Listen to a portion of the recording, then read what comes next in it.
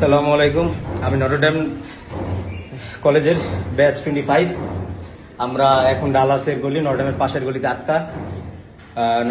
গলিতে আটকে আছি। এখানে প্রথমে আমাদের উপর পুলিশ সরাসরি গুলি চালাচ্ছে। আমাদের 2-3 জনের গায়ে দেখলাম শটগানের স্প্রিংটা ঢুকে আছে। আমাকে দেখাচ্ছে যে রক্ত পড়ছে আর ওই স্প্রিংটা লেগে আছে চামড়ার ভিতর। এই অবস্থার মধ্যে পুলিশ যেভাবে পেরেছে, সাউন্ড গ্রেনেড, শটগান যা পেরেছে আমাদের উপর মেরেছে, আমাদের এই গলির মধ্যে আটকে রেখে অত্যাচার করেছে। এরপর পুলিশের এই নৃশংস হামলা শেষ হলে তারা পাঠায় তাদের কুত্তালীগ ছাত্রলীগগুলো এসে আমাদের গলিতে খুঁজে সবাইকে নির্মম ভাবে অত্যাচার করছে, নির্যাতন করছে। আমরা বর্তমানে একটি রুমের মধ্যে, ডালাসের গলির একটি রুমের মধ্যে আটকে আছি কয়েকজন। আমাদের সাথে 25 ব্যাচেরই কয়েকজন আছে, নটরডেম কলেজের, কেউ অন্য কলেজের, আমাদের সিনিয়র ভাইও আছেন।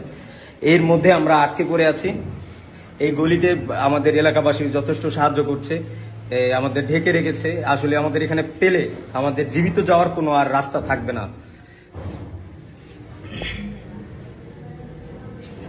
জানি না কতটুকু দেখাতে পেরেছি, বাট আমরা খুবই খারাপ অবস্থায় আছি। ছাত্রলীগগুলো আমাদের কুকুরের মতো খুঁজছে, প্লাস পুলিশগুলো আমাদের উপর নির্মমভাবে অত্যাচার চালিয়েছে।